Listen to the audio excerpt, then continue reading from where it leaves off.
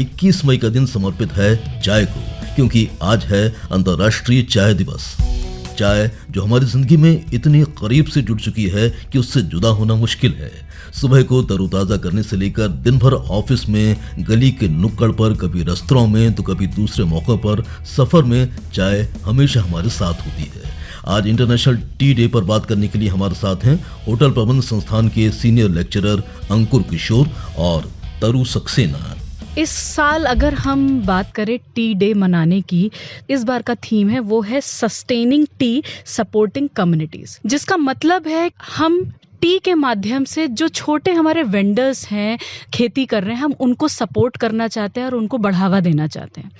तो सिर्फ अपने लिए नहीं, सुबह हम उठे और हमें रिचार्ज होना है इसलिए हमने टी उठाई, लेकिन हाँ, इसलिए भी टी को बहुत ज़्यादा आगे बढ़ाना है ताकि छोटे लोकल कम्युनिटीज़ को भी बढ़ावा दिया जा सके। तो ये तो थीम वाली बात होगी। अंकुर जी से मैं जानना चाहता हूँ कि जब से चाय की उत्पत्ति हुई है तब से लेकर हमने देखा है कि चाय को विस्तार ही मिला है, कभी उसकी कमी हमें महसूस नहीं हुई है। हर गली, मोहल्ले, नुक्कड़ पर हम देख सकते हैं कि एक चाय की दुकान तो होती ही है। आप चाय को किस रूप में परिभाषित करना चाहते हैं? जी देखिए, चाय की जो हिस्ट्री है वो बहुत ओल्ड है। अगर आप इसकी ओवरऑल हिस्ट्री देखते हैं तो it was started in China. इसका 5000 ईयर ओल्ड हिस्टोरिकल बैकग्राउंड है। चाइना की डोमिनेंस को खत्म करने के लिए ब्रिटिशर्स ने इसको इंडिया में स्टार्ट किया, बिकॉज जो पहली चाय जो बनी थी वो चाइनीज एक किंग थे, कहीं से एक चाय का पत्ता उड़ के पानी उबाला हुआ था, उस पानी में आ गया था। तो जब उन्होंने उसको टेस्ट किया तो उनको ऐसा लगा कि इसके बहुत सूदिंग बेनिफिट्स हैं और बहुत ज़्यादा हेल्थ बेनिफिट्स हैं। फिर उन्होंने बोला कि इसको बढ़ाया जाना चाहिए और उसको लोगों को पिलाया, तो लोगों ने बहुत पसंद किया और अप्रिशिएट किया।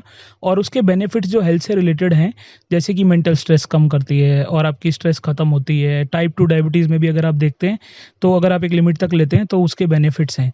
और इंडिया में असम, दार्जिलिंग, इन एरियाज़ में बहुत वाइडली चाय को ग्रो किया गया और उस पर ब्रिटिश मोहर लगा के जब ईस्ट इंडिया कंपनी आई थी तो उसको सेल किया गया वर्ल्ड वाइड, ताकि चाइना की डोमिनेंस खत्म हो। टी प्रोडक्शन में इंडिया भी एक आगे बढ़ रहा है और बहुत बड़ी कंट्री के रूप में आगे आया है। जरूरी से मैं जानना चाहता हूँ कि जब चाय की बात होती है तो चाय की बहुत सारी वैरायटी हमारे सामने आती हैं। इन वैरायटी को आप किस रूप में बताना चाहती हैं? सबसे पहले तो मैं ये बताना चाहती हूँ कि हमारे यहाँ चाय की वैरायटी जिसको हम एक ही रूप में मानते हैं वो होती है जिसमें हम चाय को डाल के और खौलाते हैं दूध के साथ और हम वो पीते हैं, लेकिन ऐसा नहीं है। इंडिया सेकंड प्रोड्यूसर बन चुका है चाय के क्षेत्र में और हमारे पास वैरायटी ऑफ चाय है, अलग अलग तरीके से सर्व की जाती हैं, पी जाती हैं और उसके अलग अलग बेनिफिट होते हैं। कैमोमाइल टी जिसको हम रिलैक्सेशन के लिए आफ्टर डिनर, जो कि हमारे डाइजेशन में भी आराम देता है और हमें नींद सोने के लिए बहुत हेल्पफुल होता है, तो हम उसको खाने के बाद पीते हैं। हम मिल्क नहीं डालते हैं उसमें, उसको हम हनी के साथ लेते हैं। आज हमारे पास दार्जिलिंग टी है जो कि बहुत ही माइल्ड टीज होती हैं, ग्रीन टी जो सभी कोई जानते हैं और स्पेशली आजकल जो यंग जनरेशन है अपने वेट को रिड्यूस करने के लिए ग्रीन टी पीती है मॉर्निंग। ब्लैक टी मॉर्निंग में अपने स्ट्रेस मतलब नींद को हटाने के लिए लोग ब्लैक टी का यूज करते हैं, डायरेक्ट पीते हैं। हम आयुर्वेदा में देखें तो उस समय भी हम चाय को किसी ना किसी वे में जो हमारे पास घरेलू पदार्थ थे उन्हीं से, खाद्य पदार्थ से ही हमने चाय बनाई। जैसे हमें खांसी हुई तो हमने तुलसी की चाय बनाई। It is not always the tea is which is from the leaf, it is from any of the material which we are eating it. Taru ji ने एक चाय का खुलासा नहीं किया जो कि भोपाल की काफी लोकप्रिय चाय है, जिसे नमक वाली चाय कहा जाता है और पुराने भोपाल में इसे खासतौर से इसका स्वाद ले सकते हैं। बताएं कि इसकी खासियत क्या है? जी देखिए, नमक वाली चाय जो है उसको नून चाय भी बोला जाता है। इसके अलावा और हिमाचल की साइड और लद्दाख की साइड भी काफ़ी फेमस है। नमक वाली चाय आप देख सकते हैं एक पुरानी दुकान है which is only selling T.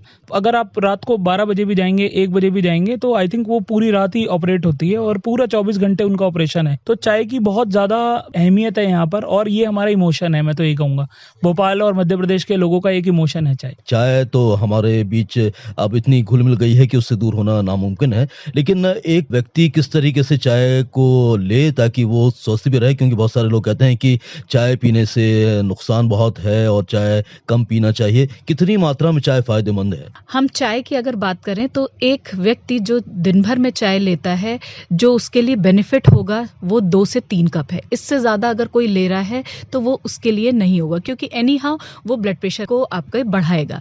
It is a kind of addiction. Sugar वाली चाय ले रहे हैं तो एक्स्ट्रा आप शुगर ले रहे हैं, चाय ज्यादा ले रहे हैं तो आप कैफीन की मात्रा ज्यादा ले रहे हैं। चाय का मेन कंसेप्ट है पीना प्लस लोगों के साथ बैठ के पीना। वो पूरा करें लेकिन एक लिमिटेशन में करें। मतलब घर में हम चाय पी रहे हैं, पार्टी में चाय पी रहे हैं, दोस्तों यारों के साथ चाय पी रहे हैं, लेकिन उसकी मात्रा सीमित होना चाहिए। अंकुर जी, आप इस पर कुछ जोड़ना चाहते हैं? मैं ये कहना चाहूँगा उसका तापमान भी बहुत मैटर करता है। अगर आप ओवर 55 डिग्री सेल्सियस पे चाय पीते हैं which is not good for your health, तो एक एसोफेगियल कैंसर काइंड ऑफ कैंसर होता है, वो भी हो सकता है। हर चाय को पीने का भी एक सलीका है और एक तरीका है, उसके इंस्ट्रक्शंस फॉलो करें और उसको उसी तरीके से कंज्यूम करें। अपनी बॉडी मास इंडेक्स के हिसाब से, बीएमआई के हिसाब से बैलेंस करके उसको उतनी मात्रा में ले, तो चाय के बहुत बेनिफिट्स हैं और मुझे लगता है कि हमें चाय एक नेचुरल गॉड गिफ्ट है हम सभी के लिए। तरुण जी, लगातार चाय को लेकर बहुत सारे प्रयोग हुए हैं, जैसे कि हमने चाय की वैरायटी की बात करी। आपको क्या लगता है कि आने वाले भविष्य में हम चाय को कहाँ पाएंगे? हमारे एक्सपेरिमेंट तो बहुत सारे हो रहे हैं, लेकिन कहीं ना कहीं हमें ये भी देखना है वो हमारे एक्सपेरिमेंट इन फ्यूचर फेवरेबल हों। ऑफ कोर्स ये नई जनरेशन के लिए अच्छे हैं, लेकिन अदर साइड हमें उसके जितने भी डिस्कम्फर्ट उन पे भी ध्यान रख के ही हमें चीज़ों को अवेल करना चाहिए। तो इंटरनेशनल डे पे हमें ये भी अवेयरनेस फैलानी है कि हम जो भी तरीके की चाय पी रहे हैं तो उसके बारे में एटलीस्ट हमें पता हो कि हम आज ऊलॉन्ग टी पी रहे हैं, आज हम दार्जिलिंग टी पी रहे हैं, आज हम ग्रीन टी पी रहे हैं, आज कैमोमाइल पी रहे हैं, लेकिन हम वो कैसे पी रहे हैं ताकि वो हमें बेनिफिट करे, हेल्थ बेनिफिट करे, ना कि वो हमें नुकसान दे। इससे पहले कि हम बातचीत को समाप्त करें, अंकुर जी, आप अंतर्राष्ट्रीय चाय दिवस पर क्या अनुरोध करना चाहते हैं हमारे सुनने वालों से जो चाय के शौकीन हैं? मैं यही कहना चाहूँगा, चाय तो हम पी ही रहे हैं और हम सेकंड लार्जेस्ट कंज्यूमर्स हैं of T in the world after China. मैं उसकी रिसाइकलिंग पे भी लोगों को ये कहना चाहूँगा। अगर आप जानते होंगे तो जब हम चाय की पत्ती को स्ट्रेन करके हम क्या करते हैं, गार्बेज में डिस्पोज ऑफ कर देते हैं।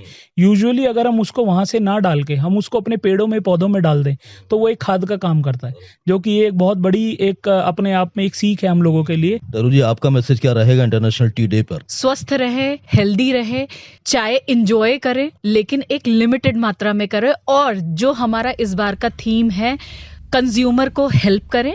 आगे की फ्यूचर जनरेशन के लिए हम अपने नेचुरल रिसोर्स को एक साथ रख सके और उनको भी बता सके यस इनके बेनिफिट्स क्या हैं। इतना समय देने के लिए आप दोनों को हम बहुत बहुत धन्यवाद देते हैं। धन्यवाद जी। धन्यवाद सर। अंतर्राष्ट्रीय चाय दिवस पर बात करने के लिए इस समय हमारे साथ थे भारतीय होटल प्रबंध संस्थान के व्याख्याता अंकुर किशोर और तरु सक्सेना जी। वाह, क्या बात है, चाय पर इतनी बातें। वैसे चाय पर तो जितनी बात की जाए उतनी कम होगी, क्योंकि कितने किस्से, कितनी चर्चाएं हमने घंटों की हैं चाय के साथ, कितने रिश्ते बनाए हैं, और ये सिलसिला कभी खत्म होने वाला नहीं है। तो चाय का लुत्फ लेते रहिए, बस ध्यान रहे कि इसकी मात्रा सीमित हो। तो हैप्पी इंटरनेशनल टी डे।